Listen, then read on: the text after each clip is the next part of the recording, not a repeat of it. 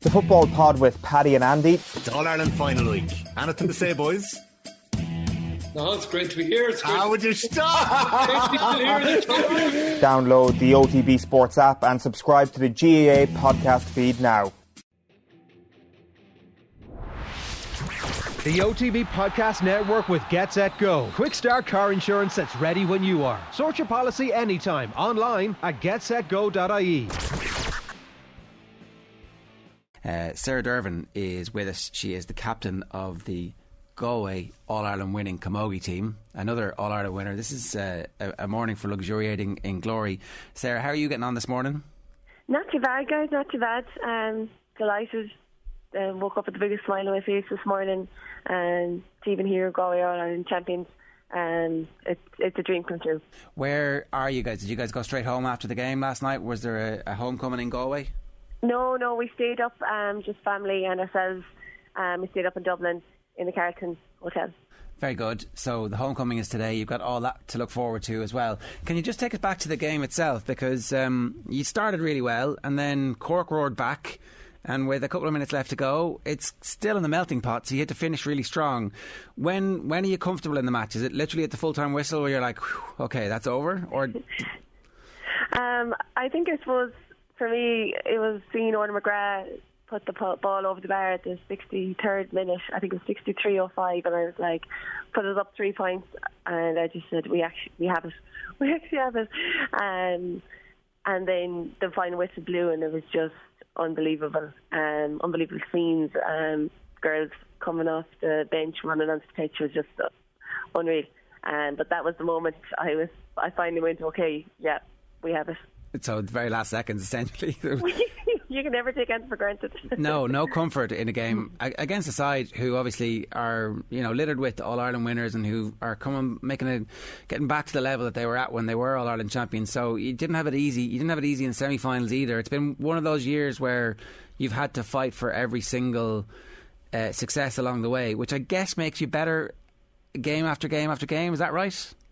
Yeah, I suppose we played Cork in the league semi-final, and they brought us to extra time. And I suppose that day we kind of said, as you said, never say die attitude. We just said we'd go, and we took the game to Cork and came out the right side of it. Then it kind of went into championship then, and the same thing kind of with Kilkenny. We bet Kilkenny in the dying seconds. There was a couple of goal opportunities that they didn't get, and that was down to the work rate of our girls and our forwards. And Ada Shriley got a vital hook at the last second in that game for us to win it by a point. And I suppose against Tip then, they threw everything at us, and we still stood firm. And I think that all kind of stood to us in our mentality. And when Cork got that goal, it was all down to how we were going to react from that.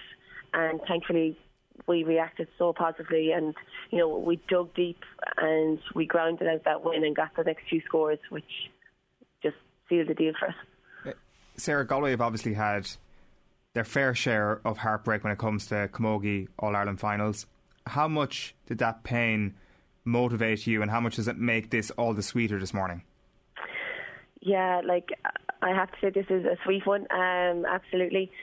Especially from last year, and that the game was in the melting pot until the 54th minute, and there was a penalty then, and the next thing the game was over and it was gone, and Duffy was going to Kilkenny.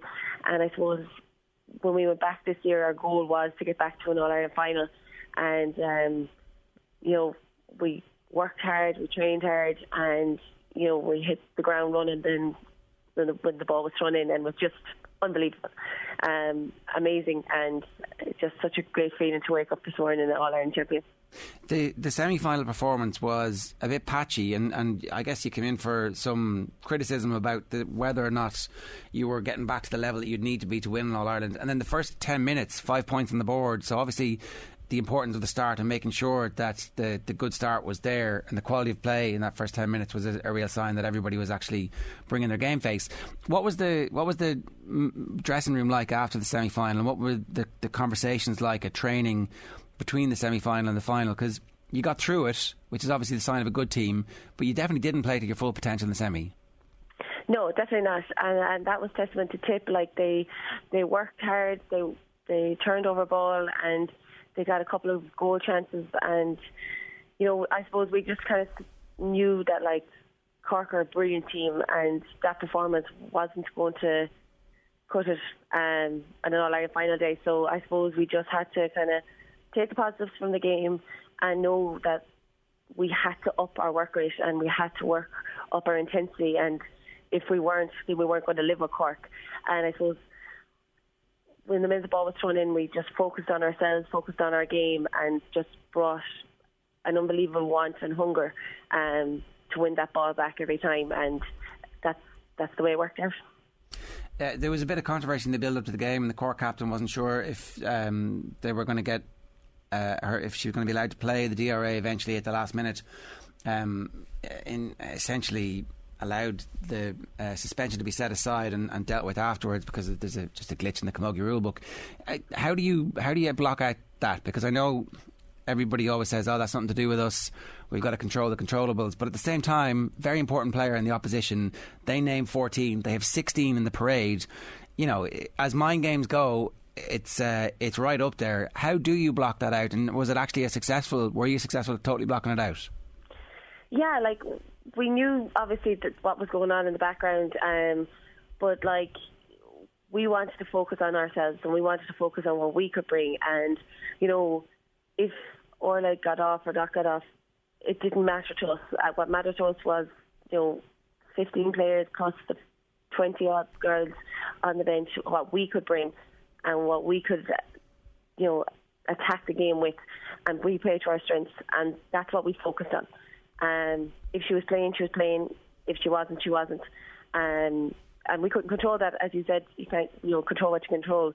But we've just focused on ourselves, and we let management, if they wanted to work on that, they work on that. But as players, we blocked out the noise and we just focused on the game. What happens over the next little while then, Sarah? How does a homecoming work in the current circumstances? I don't know, to be honest.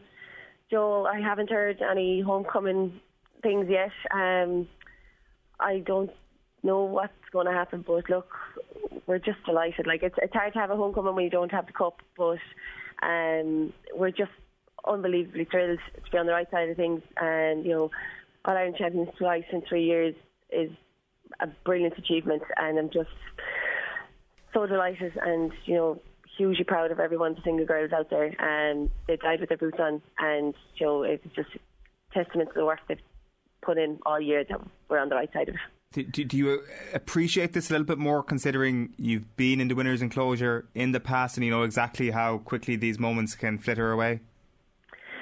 Yeah, we really took this win in. I suppose, dressing room after match, when you lose an All-Ireland final, is a horrible place to be, and it's hard to pick yourself up from that. But when you park that and you move on to the next year, you would do everything you possibly can to make sure you're not in one of those dressing rooms again, because they're so hard.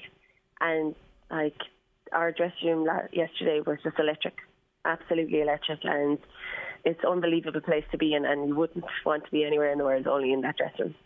Am I right in saying that you had to postpone your wedding twice last year, and eventually it ended up being one of the dates was around the time you got beaten in the All-Ireland final?